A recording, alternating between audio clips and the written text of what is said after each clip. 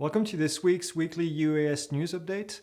And this week, I want to talk about 4 different things. The first thing is DJI that's getting into some FPV stuff. We'll get more detail in a minute.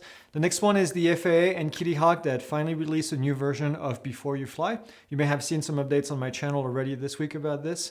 Next one is a microdrone. I want to get kind of in line with my drone for good topic that I brought up last week. So the microdrone that actually smells toxic gases. So we'll talk about how that works. And finally, we'll talk about a new, somewhat new lens provider available to you as a customer for free.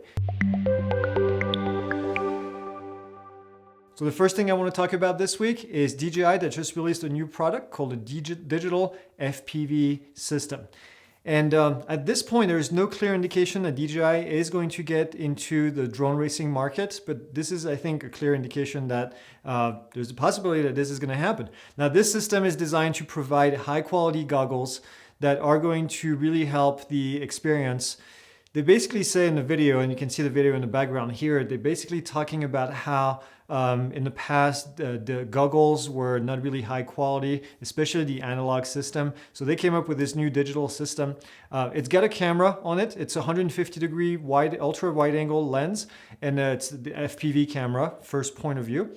And it's 1080 at 60 frames per second, or it's 720 at 120 frames per second. So pretty good quality right there. And then the goggles in themselves, they're going to receive the signal at 720p and 120 frames per second. And their big claim is that there's a 28 millisecond latency. Now, if you know anything about goggles and all that stuff, this is pretty high-end product. Now, it's going to be available, right now it's available on pre-order, $820. There's 2 different packages, and the higher package is $930. So if you're an FPV drone racer, please let me know. Do you think this is a big deal? Do you think this is a game changer? And what do you think about the price? Is this in line? I'm not gonna lie, this is not my area of specialty. I really enjoy watching these drones, but I have really no idea about this whole market. So I think it's interesting that DJI is branching out. We've seen them design new different types of products to try to really corner every piece of the market. So it'll be interesting to see what happens. I know this is an area that's growing really big, and so DJI really smart with their strategy in this case.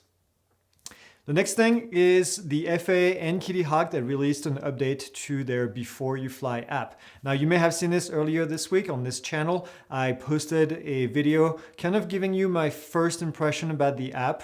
Now, I want to give a big shout out to KittyHawk because I think they came into this with an app that was really horrible. I mean, I think with the few people that have used this app at first just gave it away very quickly because it was just a big mess. And I think they really turned it around. It looks really nice. The graphics are really nice. I do think that there is an area where they can actually improve. And if you watch the video, I kind of tell you what my point of view is on this. But essentially, KittyHawk is currently a lens provider, and they put their brains with the FAA to design this app. Now, this app does not allow you to submit any kind of airspace approval. It just gives you information, and it's designed to give you information, especially as a hobbyist, as a recreational pilot, about what airspace you're about to fly in, what is around you, what is around the area where you're about to fly. And it's very easy. It's color-coded. It's got a green, it's got an orange, and it's got a red area. Obviously, green, good to go, no question. Orange, you should pay attention. And then the red is no flying. My biggest point of contention at this point is with the orange area. I think it's got to be either better explain why it's orange and how you can get through this. And I'm kind of sad that you can't submit any lens requests through the app, but I think it makes sense. I mean, that's why you have the KittyHawk app. The FAA is not in the business of providing lens authorization per se themselves. They want to go through a third party. So that strategy kind of makes sense in this sense. So let me know, what do you think of the app? Have you used it? What are your first thoughts? Is this something that you're going to continue using in the future? Do you have any recommendation? Do you think that there are some changes that can happen? If so, let me know what they are, and then I'll try to get them, and hopefully the FAA is watching and they can get some feedback, and KittyHawk as well. So this is it. Next one is talking about drones for good. And again, I want to kind of put this in perspective every week during the news update.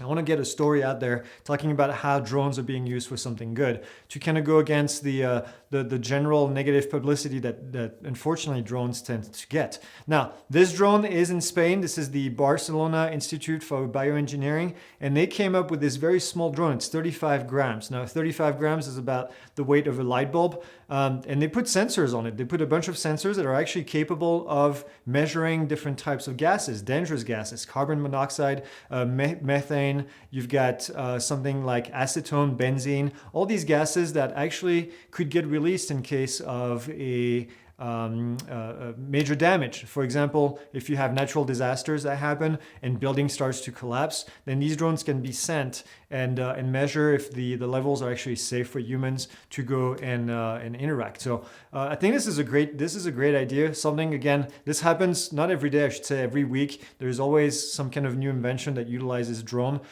to help humans in something that maybe we don't want to send a human to do this kind of work. So kudos to these guys in Barcelona. And if you want more information, I'll put a link down in the comments and you can see kind of what the drone looks like here. There's a picture right here, and just see how it works. It's really interesting because this thing is so small, actually. They can't put any kind of GPS receiver, and so they have a bunch of frequencies that are going to be broadcasted so that they can figure out where the drone exactly is.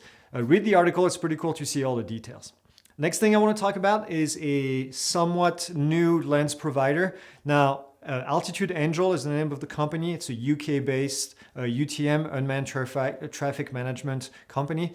And they were approved by the FAA last October, so a little less than a year ago, to become a lens provider. Now, at this stage, they're only allowed to submit Part 107 request in LAANC, and you can do this through their website. It's called dronesafetymap.com. And they come from the UK, and they actually have data for 40 different countries. So maybe some of you viewers from foreign countries, you've been using this app.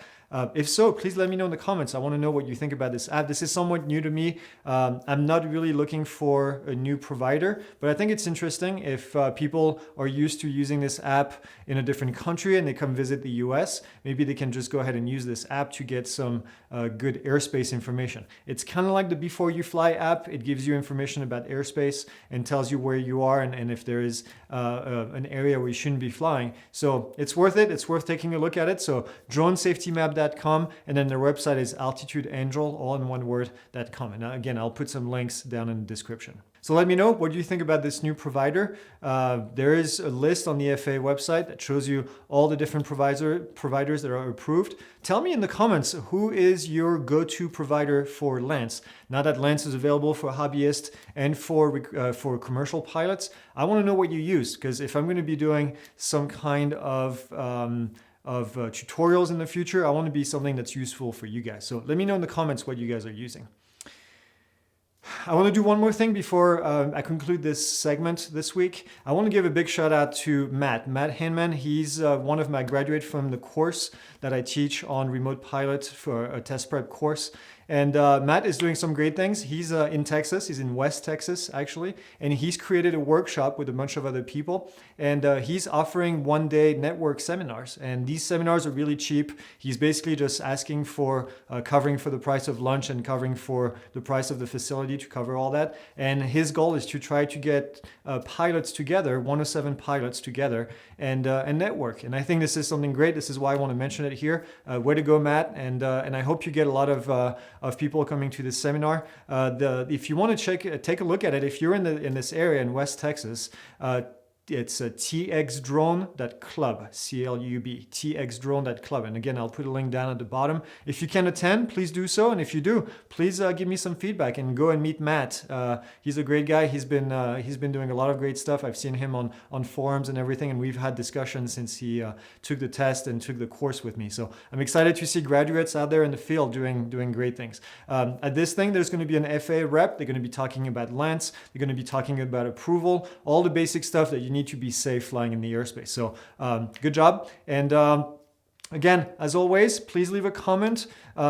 give me a like if you like what's going on here, and then subscribe so you can get more notifications in the future. I've got some really cool content coming up. Actually, I got a video coming up next week explaining kind of what is going on with this channel, where it's going, and there's going to be some new content added pretty soon. So I'm really excited to be providing you with all this information. So this is it for this week. Have a great weekend, fly safe, and I'll see you next week again for more information.